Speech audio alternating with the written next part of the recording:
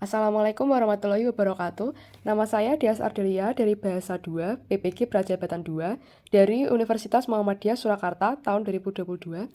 Di sini saya akan mempresentasikan modul ajar saya tentang Degree of Comparison dan korelasinya dengan teori belajar, teori perkembangan, pembelajaran berdiferensiasi, serta konsep asesmen dan pengukuran yang diterapkan. Perkembangan sosio-emosional anak di usia 15-18 tahun. Teori ekologi Bronfenbrenner. Menurut teori ekologi Bronfenbrenner, perkembangan sosial emosional anak pada usia 15-18 tahun sangat dipengaruhi oleh lingkungan hidupnya, baik dari keluarga maupun masyarakat sekitar. Oleh karena itu, baik atau buruknya karakteristik dan perkembangan sosial emosional anak tergantung dari lingkungan sekitarnya.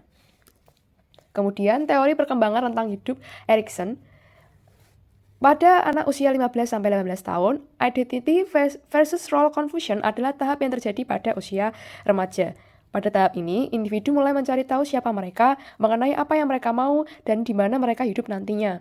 Di tahap ini, para remaja dihadapkan dengan banyak peran baru dan status dewasa. Remaja perlu diizinkan untuk mengeksplorasi jalan yang berbeda untuk mencapai identitas yang sehat. Korelasi teori perkembangan sosio-emosional terhadap pembelajaran dan asesmen. Target peserta didik pada rencana pembelajaran ini adalah siswa kelas 10 SMA dengan rentang usia 15-16 tahun dengan latar belakang sosial yang heterogen. Oleh karena itu, pada pembelajaran dan asesmen yang diterapkan memberikan aktivitas yang nyaman bagi anak untuk mengeluarkan pendapatnya, membimbing anak untuk mengendalikan diri, misalnya menunda pemuasan diri, mendampingi anak jika kesulitan, memberikan contoh dan saran kepada anak dalam menghadapi masalah. Berikut adalah isi dari modul ajar Degree of Comparison milik saya. Identitas modul, mata pelajarannya adalah bahasa Inggris, kemudian fasenya adalah fase E, kelas 10, semester 2, elemennya adalah menyimak, berbicara, alokasinya adalah 45 kali 4 jam pelajaran, yaitu 180 menit, dan 2 kali pertemuan. Capaian pembelajaran, pada akhir fase E, peserta didik menggunakan bahasa Inggris untuk berkomunikasi dengan guru, teman sebaya, dan orang lain dalam berbagai macam situasi dan tujuan. Mereka menggunakan dan merespon pertanyaan dan menggunakan strategi untuk memulai dan mempertahankan percakapan dan diskusi. Mereka memahami dan mengidentifikasi ide utama dan detail relevan dari diskusi atau presentasi mengenai topik yang dekat dengan kehidupan mereka. Mereka menggunakan bahasa Inggris untuk menyampaikan opini terhadap isu yang dekat dengan kehidupan pemuda dan untuk membahas minat. Mereka memberikan pendapat dan membuat perbandingan. Mereka menggunakan elemen nonverbal seperti bahasa tubuh, kecepatan bicara, dan nada suara untuk dapat dipahami dalam sebagian konteks. Kompetensi awal, kata kuncinya adalah degree of comparison, menjelaskan, menguraikan, dan mendiskusikan. Pengetahuan dasar adalah peserta didik telah memahami simple present tense, simple past tense, dan present perfect tense. Peserta didik telah memahami verb, adjektif, dan adverb. Kemudian identitas modul berikutnya adalah profil pelajar Pancasila. Yang pertama adalah mandiri, kedua bergotong royong, ketiga bernalar kritis, dan keempat kreatif. Lalu sarana dan prasarana, yaitu laptop, LCD, handphone, speaker, internet, word wall, Canva, dan ruang kelas. Lalu target peserta didik, kategori peserta didik adalah umum atau reguler, tidak ada kesulitan dalam memahami materi, jumlah peserta didiknya adalah 34, ketersediaan materi yaitu PPT dan internet. Tujuan pembelajarannya adalah yang pertama diperdengarkan beberapa monolog atau dialog yang berisi perbandingan peserta didik mampu membandingkan struktur, teks, dan unsur kebahasaan secara mandiri. Yang kedua adalah peserta didik mampu menyusun monolog atau dialog yang berisi perbandingan dengan bahasa sendiri sesuai konteks yang diberikan. Identitas modul berikutnya adalah pemahaman bermakna. Setelah mempelajari modul ini, peserta didik dapat mengetahui penggunaan ungkapan perbandingan dalam kehidupan sehari-hari dan dapat membuat kalimat perbandingan terhadap makhluk hidup dan benda mati terkait dengan kehidupan sehari-hari. Kemudian pertanyaan pemantik pada pertemuan pertama adalah, how are you feeling now compared to yesterday? What is the best thing that you like? Kemudian pertemuan kedua adalah, do you still remember about our last lesson? What is it? Pertemuan pertama, kegiatan awal yaitu 10 menit. Kegiatan yang pertama adalah peserta didik menjawab salam pembuka dari guru. Teori yang digunakan adalah behaviorism atau classical conditioning. Di sini adalah proses pembiasaan atau pelatihan individu untuk memberikan refleks atau respon yang dibutuhkan untuk mencapai tujuan tertentu. Kemudian yang kedua adalah peserta didik menjawab ketika ditanya guru apakah ada yang tidak masuk. Teori yang digunakan adalah behaviorism, classical conditioning. Kemudian yang ketiga adalah guru memberikan pertanyaan pemantik. Yang pertama adalah how are you feeling compared to yesterday? Yang kedua adalah what is the best thing that you like? Peserta didik menjawab pertanyaan pemantik yang terdapat di Mentimeter. Kemudian pada kegiatan ini menggunakan teori behaviorism law of effect, yaitu setiap organisme memiliki respons sendiri-sendiri dalam menghadapi stimulus. Yang keempat adalah guru menyampaikan tujuan pembelajaran. Teori yang digunakan adalah behaviorism, law of respondent conditioning. Pada law of respondent conditioning ini yaitu hukum pembiasaan yang dituntut. Jika dua macam stimulus dihadirkan secara simultan, yang salah satunya berfungsi sebagai reinforcement, maka refleks dan stimulus lainnya akan meningkat. Di sini peserta didik akan dibacakan tujuan pembelajaran, lalu akan ditanyakan apakah mereka mengerti mengenai tujuan pembelajaran yang akan dicapai pada hari ini atau tidak. Jika mereka memahami, maka kita akan memberikan pujian atau reinforcement. Kemudian pada kegiatan inti, yaitu 65 menit. Kegiatan yang pertama adalah peserta didik diminta untuk menonton video. Di sini ada 2 video. Teori yang digunakan adalah sosial kognitif, karena peserta didik diberikan model pembelajaran terlebih dahulu. Kemudian teori lainnya adalah diferensiasi konten. Lalu yang kedua, guru menunjuk beberapa peserta didik untuk membacakan PPT materi ajar. Ini menggunakan teori behaviorism law of respondent conditioning, yaitu jika peserta didik dapat membaca dengan baik, maka akan diberikan pujian atau reinforcement. Yang ketiga, guru menjelaskan materi yang akan dipelajari. Ini menggunakan teori sosial kognitif, karena saat ini peserta didik masih memperhatikan model yang akan ditiru. Kemudian yang keempat adalah guru menunjukkan beberapa kalimat yang mengandung degree of comparison. Ini juga menggunakan teori sosial kognitif. Kemudian kegiatan yang kelima adalah peserta didik diminta untuk menyebutkan kalimat mana yang positif degree, comparative degree, dan superlative degree. Teori yang digunakan adalah sosial kognitif, karena setelah diberikan model yang hendak ditiru oleh peserta didik diminta untuk menyebutkan mana yang positif degree, comparative degree, dan superlative degree. Kemudian nomor 6 adalah berdasarkan hasil asesmen diagnostik non-kognitif, peserta dibagi menjadi beberapa kelompok untuk mengerjakan tugas yang dipilihkan guru berdasarkan gaya belajar, yaitu visual, auditory, kinestetik, dan dibimbing oleh guru untuk mencari jawaban. Teori yang digunakan adalah teori konstruktivisme atau Vygotsky, karena saat ini peserta didik masih dibutuhkan bantuan orang lain, yaitu kelompok ataupun orang dewasa untuk memproses materi dan menjawab soal. Lalu teori lainnya adalah diferensiasi proses. Lalu kegiatan penutup yaitu 15 menit. Kegiatan yang pertama adalah guru dan peserta didik membuat simpulan bersama-sama mengenai materi degree of comparison. Teori yang digunakan adalah teori behaviorism atau law of respondent conditioning. Di sini peserta didik yang dapat menyimpulkan materi dengan baik, maka akan diberikan reinforcement berupa pujian. Yang kedua, melakukan refleksi pembelajaran, yaitu how do you feel about today's lecture? Yang kedua, what is something that you understand and not understand? Teori yang digunakan adalah sosial kognitif.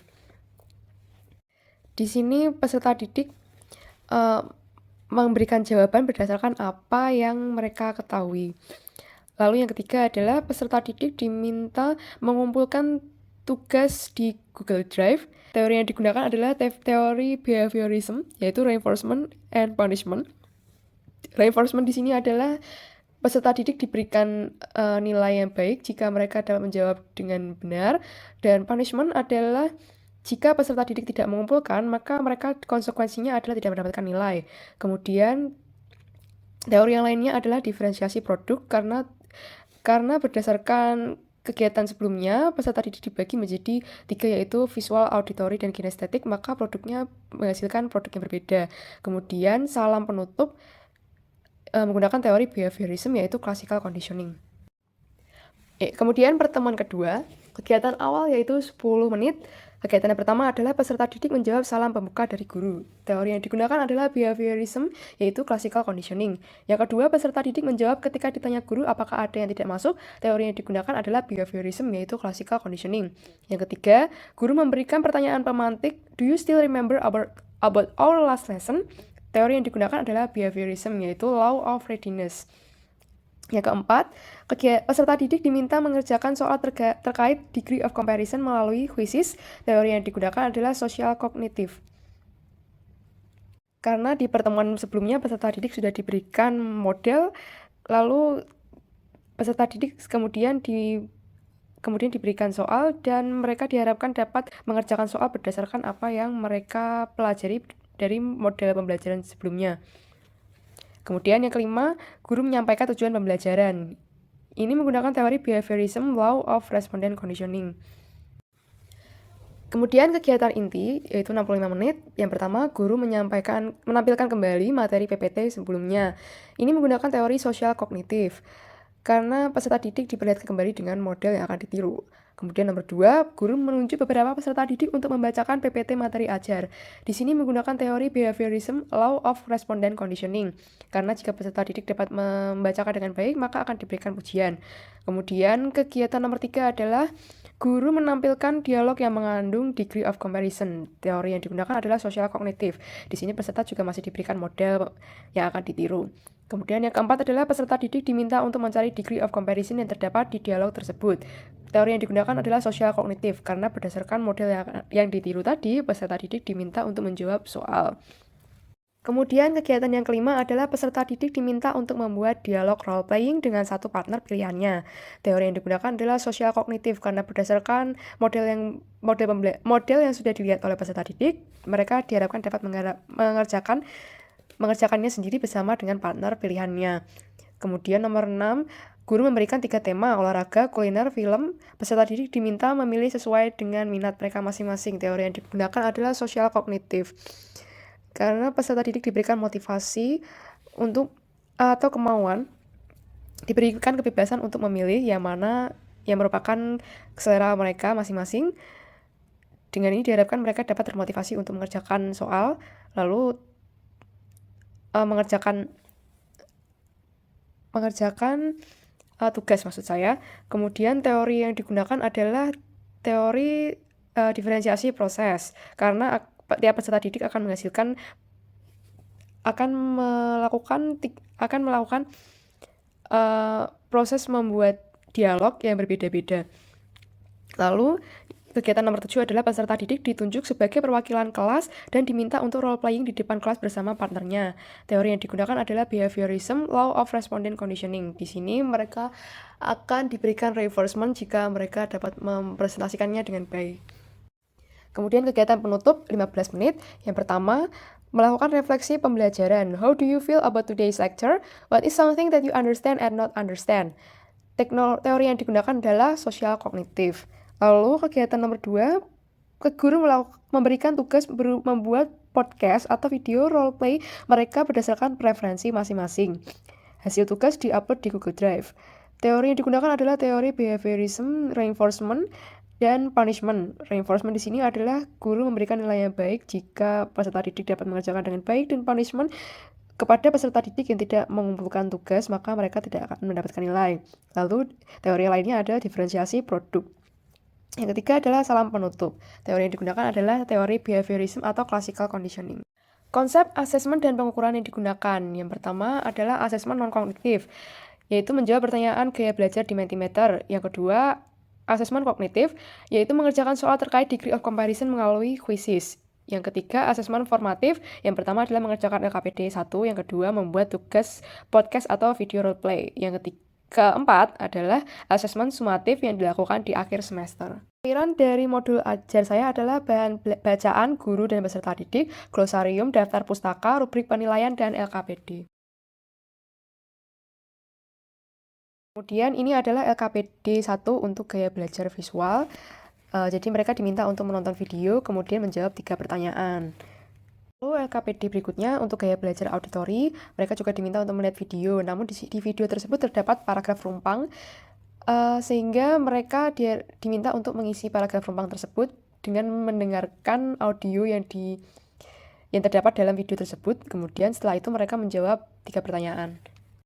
Kemudian untuk gaya belajar kinestetik, mereka diminta untuk menonton video, kemudian menjawab kuis di WordWall, karena kuis tersebut jawabannya ada di video tersebut.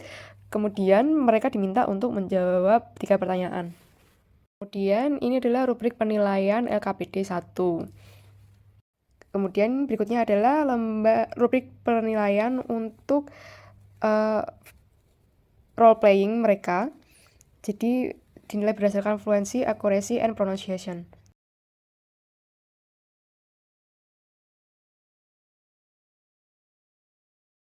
Baiklah, cukup sekian presentasi dari saya. Terima kasih. Wassalamualaikum warahmatullahi wabarakatuh.